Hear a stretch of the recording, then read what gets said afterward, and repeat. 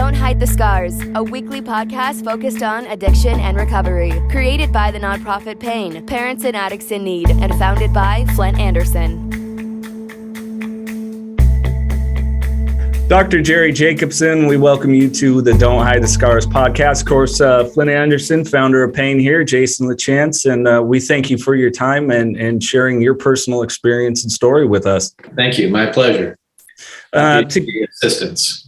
To give some background, unfortunately, you and your now ex-wife lost your son, Travis, to an overdose. To give people relevance of why we're speaking with you, as well as your medical experience. Sometimes people's perception of the addict is that it's always the down and out, the downtrodden, and they've gone and they're living under the bridge and we can't find them. But this wasn't the case with Travis. No, not at all. He was highly functional and outgoing and social. He had just on a whim jumped in the pool at the high school and to practice with the water polo team that he used to be part of the day before he died. So he was going to the gym 3 or 4 times a week. He was careful with his diet. He gave up sodas because he felt they were bad for him, for his health. And he quit vaping because I had shared some medical articles with him about the potential hazards and lung damage and need for intubation in the intensive care unit. But had no suspicion that he dabbled and used street drugs. Right. Yeah. So that's one of the things that I'd like to share is you may feel safe and feel like, oh gosh, my son or my daughter would never use. Be careful. Recreational use can be just that. You guys might know more how frequently it's recreational use and how frequently it's more of a habit. But things aren't always what they seem. Right. And, as you alluded to, Jason, at the beginning,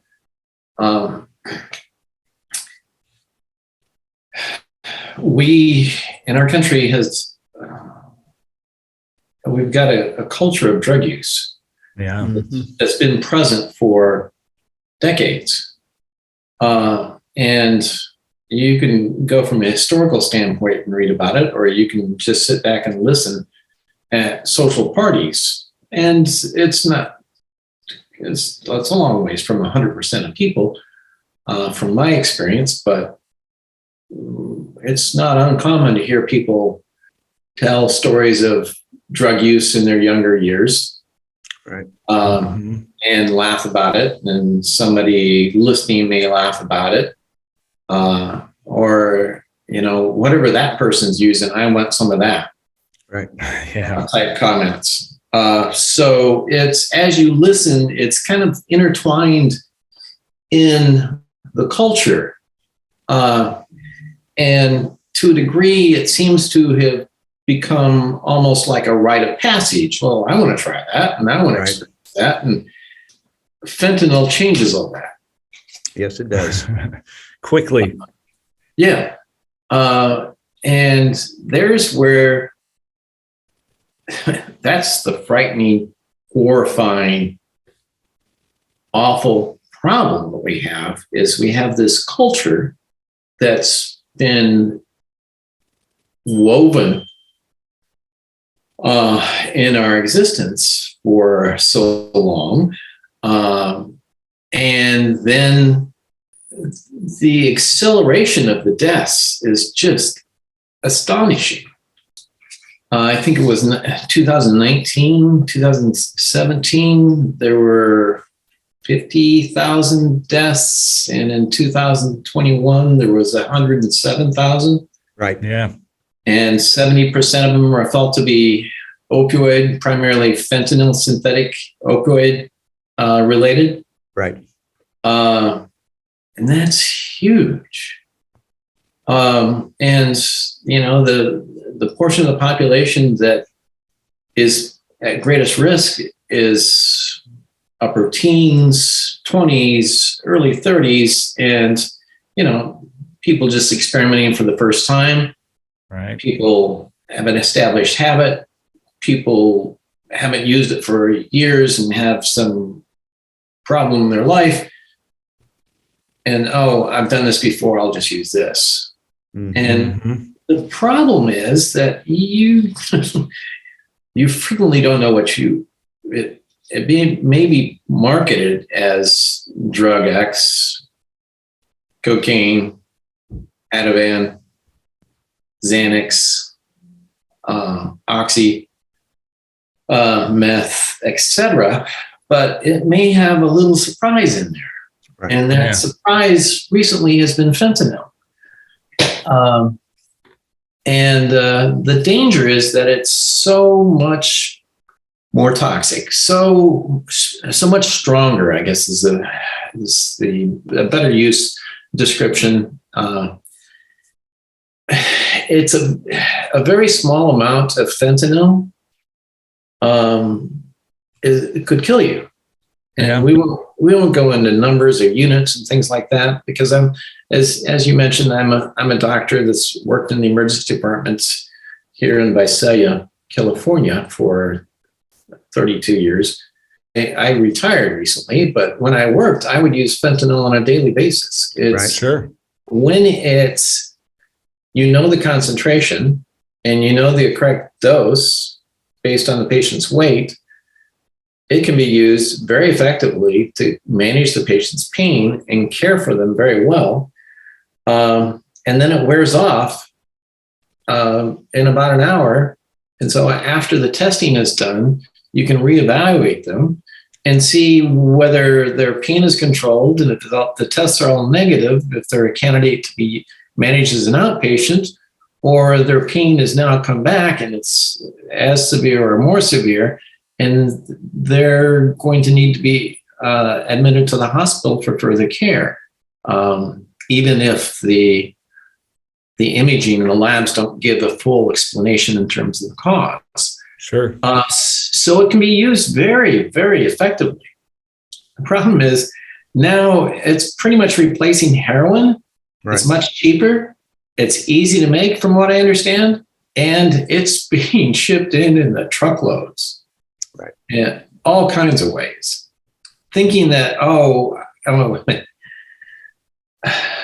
and then the other issue is, I know my drug dealer. I trust him. Lord. It's, he's a drug dealer. Back up just a little bit. He sells drugs for a living. Right. And so in order to, everybody's got to eat. Okay, fine.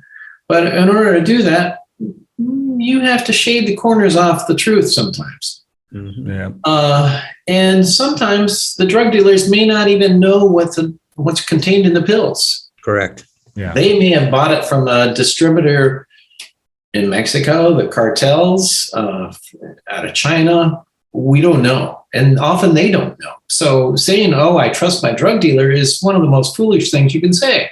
Correct. I just would like to tell people, to tell parents, to tell family members, neighbors, to tell potential youth, young adults, there's no safe dose. Right. There's no safe pills anymore. Right. Unless they're manufactured by a pharmaceutical company with very precise methods and documentation of those methods and very precise equipment to make sure they get the exact concentration and the amount of drug in each pill, and then test to show that that's true, you have no idea what you've got. New Perceptions North, the premier drug and alcohol treatment and recovery center in Central California. A full continuum of medically supervised, top-quality care with programs for detox, inpatient residential treatment with dual diagnosis, intensive outpatient treatment, sober living, support groups, and more. With 50-plus years of combined experience and sobriety, Flint Anderson and Thelma Gatlin Wilson provide adult men and women with the highest caliber of professional health care, treating each client with compassion and respect, and a safe, comfortable environment. To begin the process of recovery, to proudly create and sustain a life without addiction, call 559-978-1507 or visit newperceptionsnorth.com. I don't know if you knew this, but I'm a recovering opiate addict. You know, that 23 years of using, and again, I don't need to get into all of that, but I'm sure you can imagine where that took me. But it was, and I almost hate to say this, but it was a safe use to a certain degree, because I was getting them from pharmacies. I was getting my prescriptions from doctors. I was even as early as 1999 and, you know, up to 2001 when I got clean. You could buy them on the street, but it wasn't really, but you were still buying legitimate prescription pills, and especially OxyContin. But, you know, as that progressed, you know, we are a society of every, you know, pill that we can take to make our ailments go away. And, right. You know, and I have been jumping on this bandwagon, Jason knows this, since 2009, and trying to get this message out to parents and medical groups and, you know, all over the country. I speak on the opioid crisis and where we've come, and trying to get the message to parents and everything else. And this is the sad fact of what's happening today. Is I remember in 2012, one of the local high schools here that, and by the way, Dr. Jacobson, the clients that have come through our office, 93% of them went to an outstanding school district. Yeah. These aren't kids that went, right? I'm sorry to say this, they're not gangbangers and their families. Right. These are, again, children of doctors and lawyers and professional people and teachers and everything else. But I remember trying to get into this one high school. We did get there, and we had two parents show up because they didn't want to hear the story on drug abuse. Right. And this has been a fight and a battle for us for years now. We have gotten a lot farther along during this road. We're making great headways, but we always seem to wait as a society until it's too late. Yep. Yeah. Until we're neck deep in a situation where everybody's going, oh, geez, maybe I should have listened to that a while back. Yeah. No, you're exactly right. And that's one of the reasons that I've talked with Rotary clubs. I've discussed speaking in high schools, but been unable to because of COVID. Right. I was interested and enthusiastic about talking with you guys. Right. It's my best friend in med school became addicted to opioids after a car accident. And he lost his hospital privileges. He lost his partnership with his group. He lost his medical license. He tried outpatient brief, and then outpatient longer. And then he almost lost his marriage. Then he was 6 months inpatient. And he said there wasn't a thing that he wouldn't do to get more opioids. Right. It was just overpowering. Right. And he's one of the kindest, nicest, caring individuals I've ever met in my life. You know, opioids do not define us and as people, and it doesn't, because we're nice, we're decent people. But when that's in our system and we have to get more, we're going to do anything to get more. I mean, I grew up in a great family. You know, I live on Christmas Tree Lane here in Fresno. I mean, as I'm getting cars repossessed, okay, you know, during my using and, faking the whole deal here. But But what people don't get about opioid addiction is that this is not a curable disease. This is a manageable disease, and you have to work your tail off at it. Yeah. But we will do anything. I was taking between 70 and 80 Vicodin a day, 7.5 Vicodins every day. That was the last 2 years of my using. And I would have taken more if there were more. Yeah. And now, I had a heart attack over it. I had open heart surgery over it. I mean, I've been through the mill on this thing. But you're right.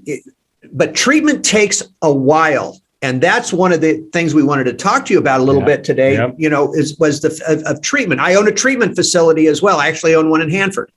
But the fact is most people can't afford treatment. And for those that have insurance policies that can, those insurance policies are only going to pay for maybe 28 days of a combination of detox and residential. And then they may pay for a small amount of time of outpatient. And we know that most addiction, as well as being a physical addiction and a psychological addiction, it's a behavioral issue as well. Mm-hmm. Yeah. It's what we do, how we use it, where we use it, what do we use it with? All these things come into play, and you don't change behavior in 30 days. Who your friends are. Yeah. Who your friends are. Right. That's friends huge. In quotes. Huge. I've counseled people in the emergency department for years,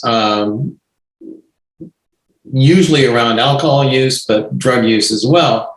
And when they reach bottom and they talking about making sounds of, getting off alcohol or drugs or both. And one of the things I always say is, well, this is going to be a long process. And one of the most important things is that you're going to need new friends. Right. Because if they continue to use it, you could be talking about smoking cigarettes. It doesn't matter. It's a habit. And if you're around, you stop smoking cigarettes and you're around people that smoke cigarettes, there's going to be a day where it's just too much for you. Yeah. And you're going to pick one up again. And you're going to pick it up again. Right. And so the same thing applies to alcohol. The same thing applies to opioid use, and down the line. So yeah, in terms of treatments, in terms of the outpatient, the inpatient treatments, I know very little about that. What I do know something about is buprenorphine, which is from my understanding, a great substitute for methadone. You can use it as a prescription you can take home with you, and to some degree normalize, quote unquote, your life in terms of having something that takes care of that opioid need without as much of that high. Right. And from what I understand, the expectation is that it takes about a year and a half. There's some actual, from what I was told during the training, there's some actual changes that happen in the brain with continued opioid use that takes some time to repair. Yes. And so people that have the idea that, how long do I have to take this? Can I be finished in 10 days? You got to think and target maybe a year and a half. Well, there's a couple of I'm going to take a look, couple issues with that one. Okay. And I'm kind of just to tell you where I'm coming from. I've been at this a long time. And the first thing is with methadone, and Jason, I think, knows how I feel about methadone. I think we ought to fly F-14s over the thing and just blow them all up. It took me 2 years to get off of methadone, and it was not with the help of the methadone clinic. Let me tell you that much. They want you there. They are a for-profit business, and I don't have a problem with for-profit businesses, but I will say this, I don't have a problem with the 65-year-old street person on methadone if it's going to keep them off the needle. But I have a serious problem with it with the 20-year-old, the 30-year-old, the 40-year-old, and even the 50-year-old, because you are hamstrung to that methadone clinic for the rest of your life. Yeah, I have a buddy that his mom, he said she'll never get off. She'll 20 years on it or something. I had a psychotic break trying to just stop on my own, literally had a psychotic break. And I had to take it down 1 milligram a week. And it took me 2 years to do it because they started me on such a high dose. And then I walked in there one day and I had my little box of take-homes and I stuck it on the counter. I said, you guys can shove this box up your ass. I said, I'm done with you. And I turned around and I walked out. Now, thank you. So now we get to the buprenorphine issue, right? Now, buprenorphine, we do use that in our treatment facility. It is a fantastic drug for detoxing someone. And I'm going to agree with you. Some people are going to take longer, but here's my point with this. When you're dealing with, let's say, the 20 to 35-year-old, that is still a narcotic. It's still an opioid. Yes. It's wonderful to detox with. So we start somebody at whatever our doctor decides to start them at. And then it's a slow taper for about 10 days to 2 weeks, right? To get them off of it, because buprenorphine has now become a street drug. I didn't know that. Yes, you bet. Is that right? That is right. You can buy it on the street. You talk to every addict out there today. They know the connection to go buy the Suboxone with. And it's harder to come off of than a regular opioid medication because of the half-life. So the buprenorphine, the buprenorphine is just the narcotic alone. It's the Suboxone that has the opiate blocker. The naloxone in it. Correct. So it has to be administered sublingual. Correct. Otherwise, it's the naloxone, the blocker, the antidote that is the primary symptoms and not the opioid itself. Correct. So again, it is and we use it. It's a fantastic drug for detoxing.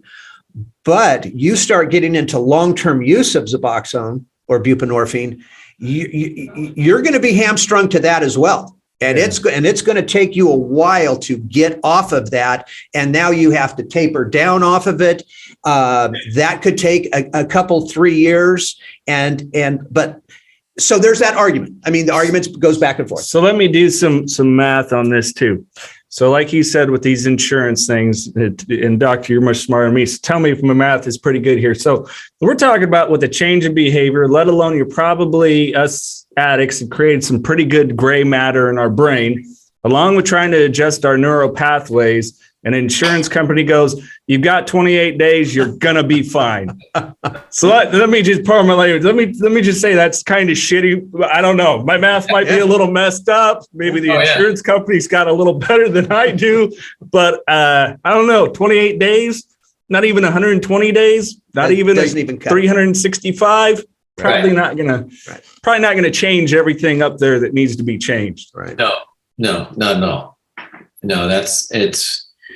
And I've been of the opinion for probably a decade or two that insurance companies, for the most part, are not our friends. They are not our friends. That's right. They're out for themselves to make money, period. Right. But they do a very good job of creating an illusion that they care for you and they're here for you. And they'll do all these wonderful things for you. Right. It's an illusion. They're out to make money. How can they cut services? How can they limit services so they can increase their profits? It's all about what they're about.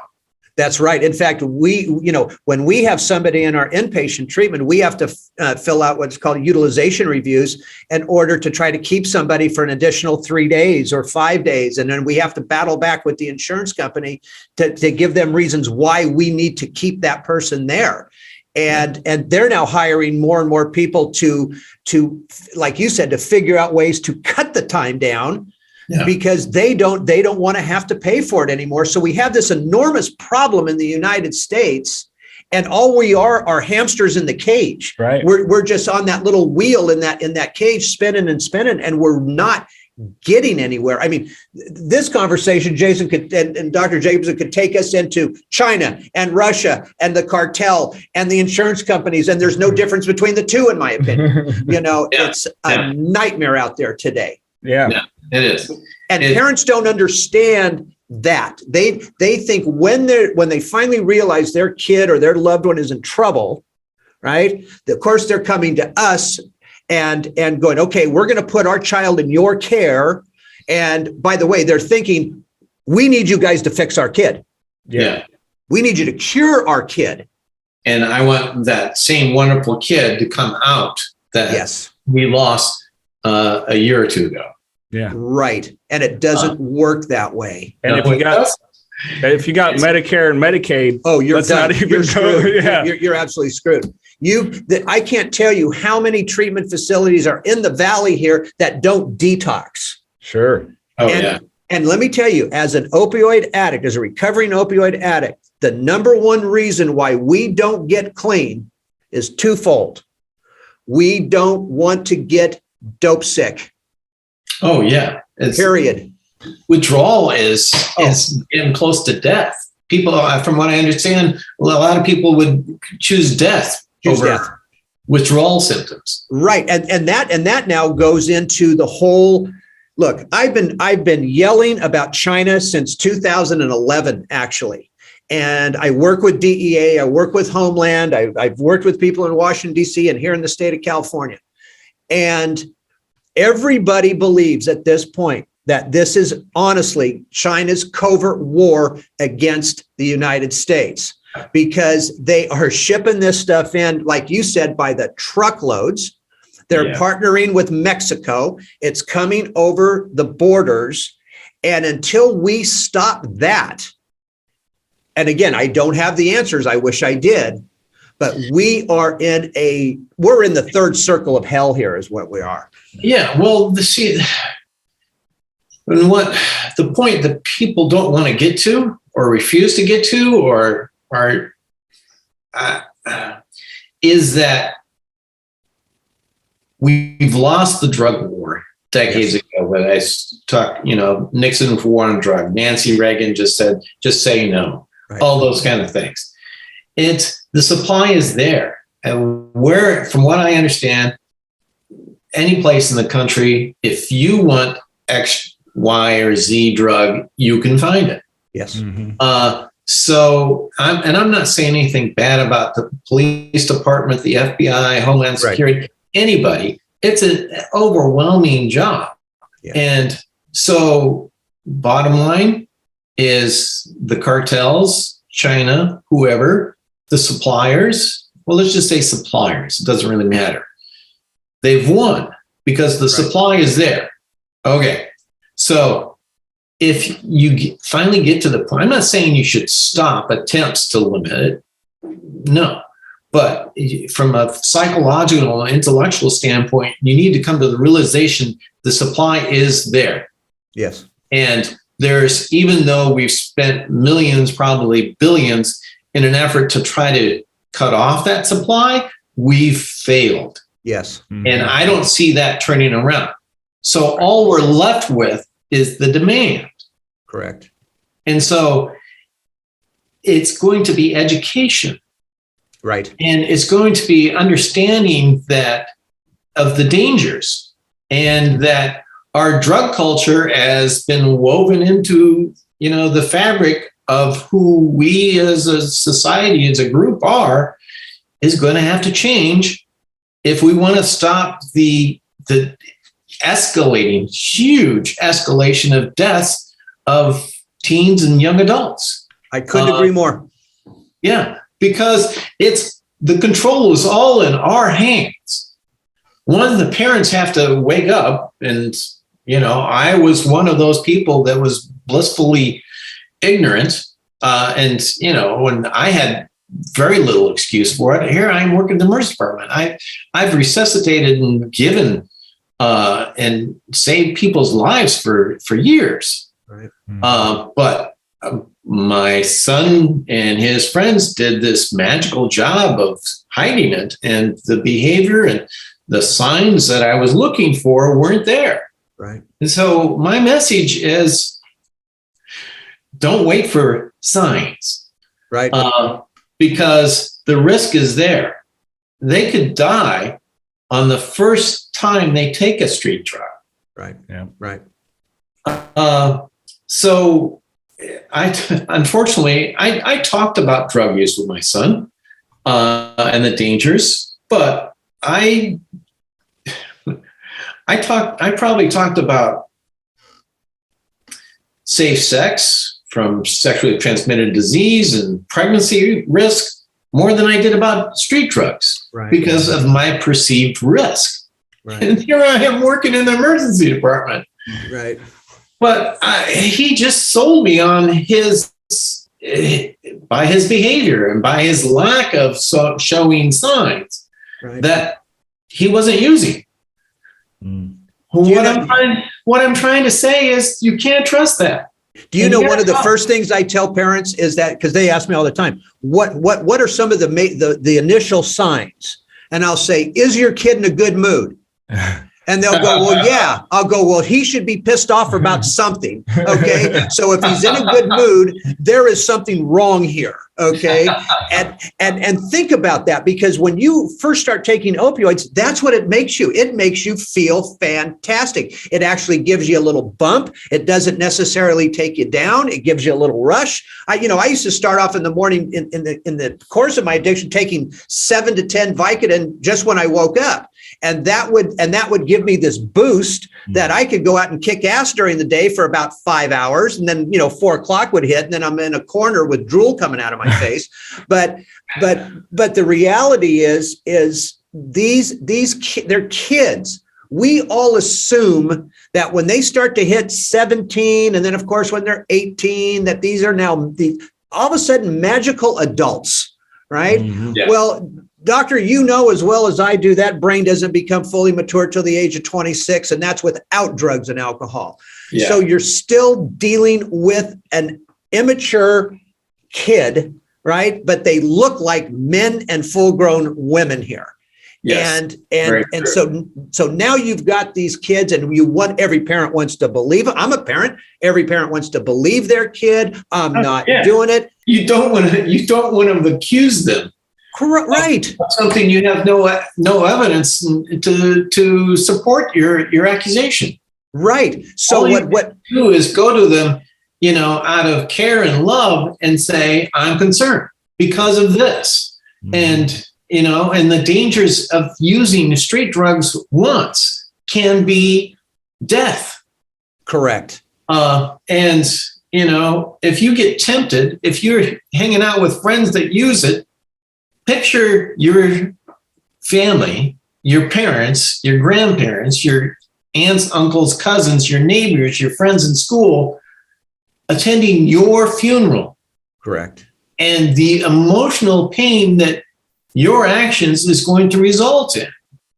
That's not your goal, I don't believe. No, it is not our goal, but this is the story. I haven't told this in a while. And I say this with great compassion. One of the anecdotes, if you will, that I tell parents is this. I say, I want you to imagine, because we can think in pictures faster than we can think verbally. And so I tell parents, I want you to picture this. It's Christmas, and you are having your entire family over at your house. And we all have pictures of our family members scattered somewhere around the house. But for the sake of the story, let's say they're all sitting on the piano.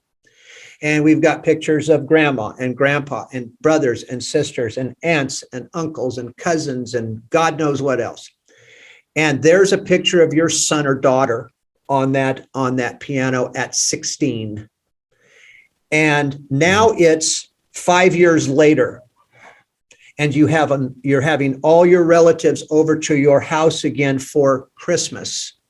And as they walk in, all of those pictures have been changed to accommodate everybody growing older, but there's that same picture of your 16-year-old son on there. Mm-hmm. He or she will never get older. So mom and dad, why do you have a problem with me telling you to drug test your kid if you suspect anything. This is the time to get up their ass in their business, check their phones, check their friends, check it all, because would you rather piss off your kid, or would you rather be their friend and wind up attending the funeral? And I hope that didn't upset you, Doctor. No, I completely agree with you. Couldn't agree more. And in terms of testing, after my son died, talking with his friends, and they said, well, if you're going to do testing, you need to watch them pee. Oh, absolutely. Because they'll just take a vial to school and have a friend that doesn't use pee in the vial, or they can go to a shop and buy a vial, a container of urine. Do you know what else they buy? You ready for this one? Okay. You can go online, and males can buy fake male anatomy in all colors that looks like it, feels like it, and actually it pours out fake urine. So and it straps underneath your clothes. So when you're pulling it out to pee in the cup, it looks like yours and nobody's the wiser. And there's video to show you how to do it. Yeah. Wow. Yeah. Because it's for that work drug test for the marijuana or whatever. Yeah. Right. Yeah. So then they have to stand there naked then. Yeah, absolutely they do. Yeah. And I tell mothers, excuse me, you have to, as your daughter is sitting on the toilet, you have to get right in front of them and watch them pee. Because they will. I mean, they'll put German Shepherd pee in a bottle if they could. Okay. They will do anything. Yeah. Yeah. Yeah. Absolutely. Yeah. Absolutely. Yeah. No, I would have been all up in my son's business, and I would have, had no problem standing there watching them pee. Right. Naked. I don't care. I care about you living. Yes. And, we can make up our closeness and our friendship sometime in the future. But I want you alive. And again, I do want to touch again on what you said about the whole, one and done type of thing with fentanyl. Jason and I were talking before the show, and we were just kind of talking about the addict and, how we think, how we act when we're in the middle of our addiction. And, with that being said, we really don't have that fear. Every kid out there today does know that they could get a hot dose of fentanyl. They know what an M30 pill looks like. They know that it's a fake Xanax. They know the difference between the fake ones and the real ones. But at 15, 16, 17, 18, and into your 20s, we all have that Superman complex that, no, this is not going to happen to us. So we're going to take that chance. Now, if you even take it a step further, let's just say that's the casual user. Right? That's the casual user. As a full-blown substance addict like myself, I would have, knowing full well that I'm going to get dope sick if I don't take that pill that has fentanyl possibly in it, I'm going to take it. And I'm going to take that chance because I don't want to wind up being dope sick. Yeah. And that's frightening as hell.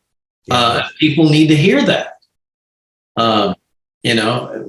Parents need to hear it, family members, community members, kids in middle school and high school. They need to understand this, because this is the only shot we've got. Is the education. It's But here's where the schools need to come into play. And again, I've spoken at most of the high schools and of course Fresno's all over the California. But this cannot be a Red Ribbon Week type of thing. This cannot be a DARE program and try to scare these kids away from it. That stuff doesn't work. Every study out there tells you that is not effective. Yeah. But when what the schools need to do is, it can't be just once a year that the real folks come in and talk. It's got to be twice a year, 3 times a year, or even 4 times a year, because we will get our message across to kids. But after 2 weeks, they're kids, for God's sake. It's over their head. They're down the road. Okay. So there has to be some sort of ongoing programming to make sure that this is in front of these kids' face. And I even came up with an idea one time that I'll never see it in my lifetime, ever. But my thought was, a kid doesn't graduate from elementary school to junior high without hearing this story. They don't go from 8th grade to high school without hearing the substance abuse speaker. And they can't graduate from high school until the parents hear it. Yeah. Because over 15,000 college students, freshmen, every year drop out of university due to their substance abuse in the fall semester. Yeah. They didn't start using when they got to college. They started using before college. And what did they do with their student loan, ladies and gentlemen? Yeah, absolutely. Wow. Yeah. Yeah. And we could talk about Narcan or naloxone. Sure. Please. It's, it can be magic. But it has, like everything else, it's got limits. Yep. From a medical standpoint, it's the antidote or the reversal agent.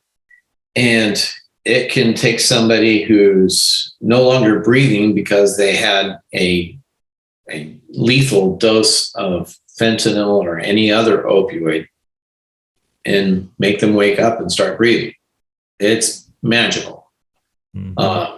The problems can run in that most of the opioids last longer than the naloxone, the Narcan does. There it is. So just using it at home and thinking, oh gosh, dodged the bullet on that one, we're good. Mm-hmm. Well, maybe not, depending on what it was, which opiate you used. And so that's one thing. Another thing is you have to have it. You have to know how to use it. You have to know where it is. And you have to, if it's you taking the drugs, you have to have somebody there that also knows those things, what it is, how to use it, where it's located, for it to be effective. Or you have to start breathing for them until the paramedics get there. So it can be really helpful in the right situations. And now, that you have intranasal Narcan, it's so much easier, and that you don't have to draw it up in a needle and inject it IM or in the muscles or get an IV and put it in through the IV. You can just squirt it up the nose. Right. Yeah, we actually have it here at the pain organization, and we train people on how to use it, and we give it away for free in the community. Yeah. And that's one of the big things that we do. And but in a couple other things on Narcan, you're absolutely right. Narcan, again, talking in layman's terms, that Narcan removes all the opioid from our system. But what's the first thing it does when that happens? It throws us right into immediate detox. Yeah. I've had kids that have run out of the emergency room that have been saved, pulling the IVs out of their arms to get to the dealers one more time to use. And I'm not joking when I say this, because I've seen it happen. You bet, because you've been there. And so when you've been there, done that, then you make some adjustments. Right. And you look at the situation, and if they're still breathing and they've got symptoms that are consistent with an opioid toxic state, then you can I'll often decrease the dose by and take it down to 1/10 sure of the recommended 2 milligram dose. So I'll give them 0.2 milligrams. And then I watch and see how they do. Right. And if no result, then I give them another 0.2. Right. 5 minutes later, and if no results, another 0.2. Right. And then they start waking up and start breathing. Right. But they're not in full withdrawal. As long as they can protect their airway and I've got nurses to take care of them, I'm okay stopping there. Right. That's fabulous, by the way. Yeah. So you can work around that as long as you understand the situation. You may not, the urgency of the situation may be such that you don't have a lot of information and you're using the Narcan because the patient's apneic and the number of possible explanations is large. And so you're using the Narcan not because you have a high suspicion based on information that was taking place before this happened. You have no information. So you're just giving a dose to see if you get a response. And in that situation, you're kind of up a creek. Right. Because and then you can address that. I've sometimes giving other opioids to kind of take the edge off and bring them back down and stuff. So you have to adjust it that way. Let me ask you this, and I'd love to get your opinion on this. When somebody is going through an opioid overdose at home, and let's say, for example, that parent does have Narcan on hand. Okay. This would be my recommendation. I actually worked for American Ambulance 100 years ago. And actually I did in Visalia as well. I was one of the guys that started the first American Ambulance down there. Really? Yeah. I trained in Fresno, so we probably crossed paths years ago. We probably did. But I was using it even during my paramedic days. I mean, it was, I was a psychopath, but anyway, so when in those days, it took us, I think our response time was somewhere around 9 minutes, 10 minutes. This is back in the mid to late 70s that I worked for American. Today, it is, I would imagine, because of the population increase and traffic and everything else, we're probably sitting around 17 to 18 minutes of a response time, even within our own Fresno City boundaries. My suggestion is if somebody's in an opioid overdose and you have Narcan on hand, you give the nasal spray. If they don't respond, you give it to them again.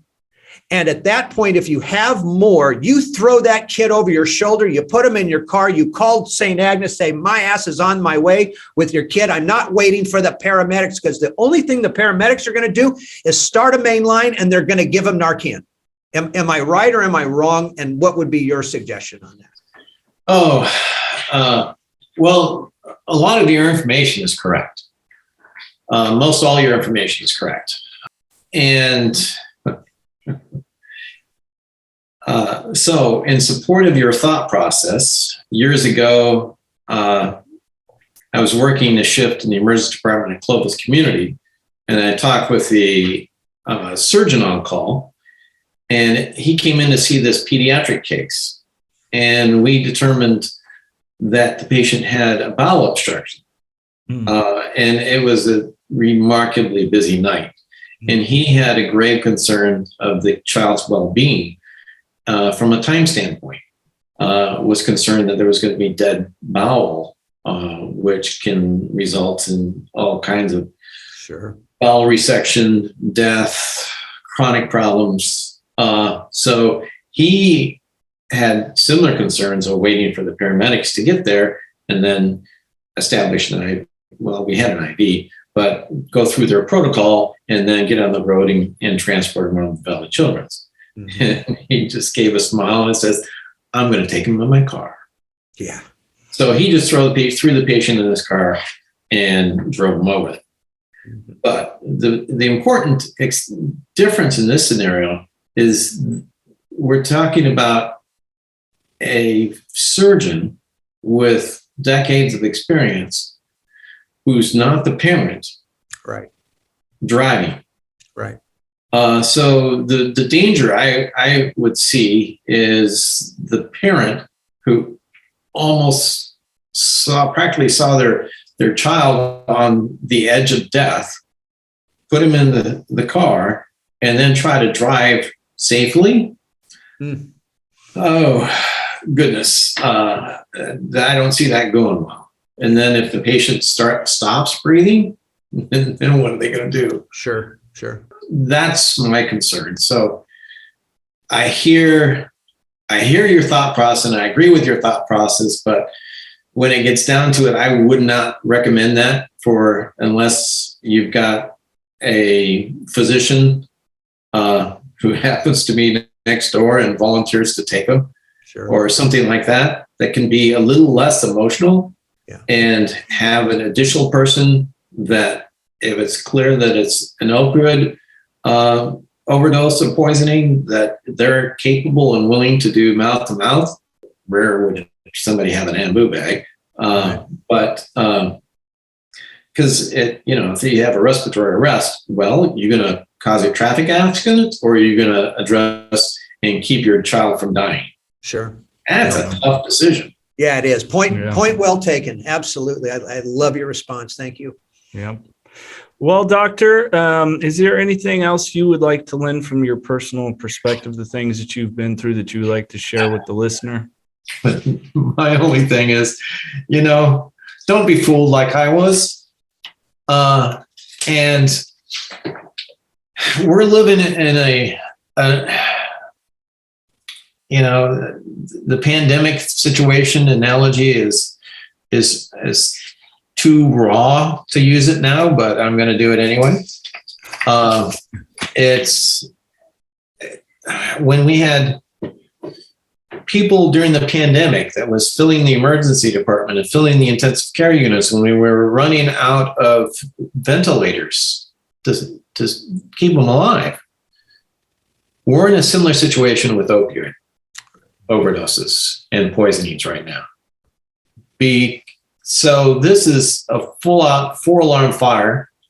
We don't have the luxury of being buddies and not hurting our children's feelings. They got to get naked and pee in front of us. Right. And thanks for sharing your story in terms of, you can buy this penis that will pee on your clothes. Oh my gosh. And knowing that they can buy a container of urine at the smoke shop and have a classmate pee in a vial for them. And there's, it's ruthless. Right. And so, I'd rather have their feelings hurt than have them dead. Right. And you're going to have a hard time telling the difference in terms of who's using and who isn't. And the goal has to be keep them alive. Yeah. So it's going to be education, and be that drill sergeant at basic training and be in their face. And, I'll be your buddy. I love you through and through, and I'd give my life for you. But you, as you said, your brain isn't mature. And you're not making choices that, and you're young and you feel invincible, like we all do at that age, right, and think we're going to live forever. And, whatever killed that person, not going to hurt me. Right. Yeah. Mm-hmm. I took way too many chances driving cars at unreasonable speeds. Exactly. And that was my risk. And that was what I walked the edge in terms of life and death. So I'd say, be the drill sergeant, test them for drugs. And, you can, because that's all we've got left.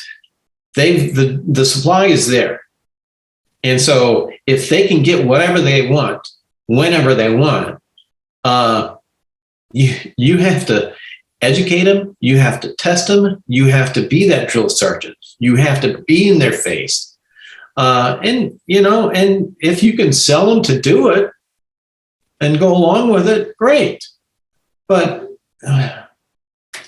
don't, with all these tricks, of getting urine in a vial of your X stop, having your friend at a smoke shop, having your friend pee in a vial for you, or getting this artificial penis that pees.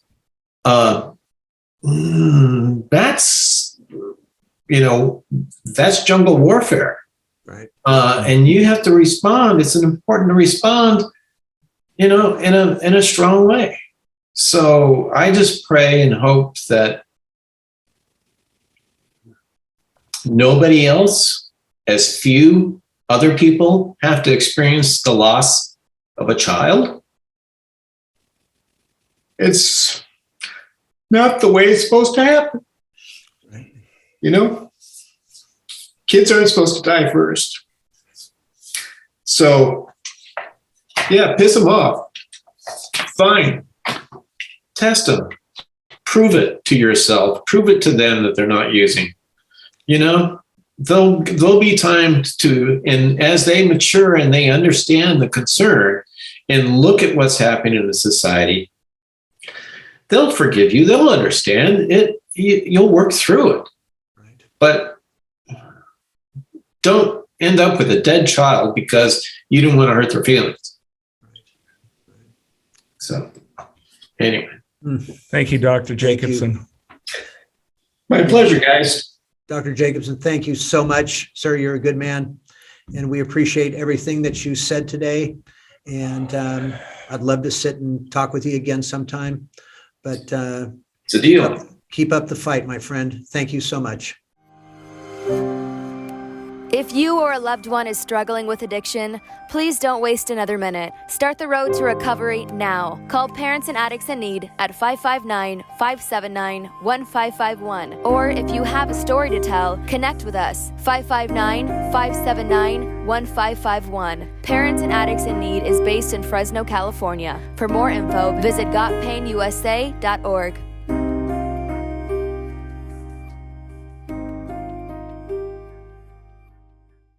This podcast contains the views and opinions of hosts and their guests to the show.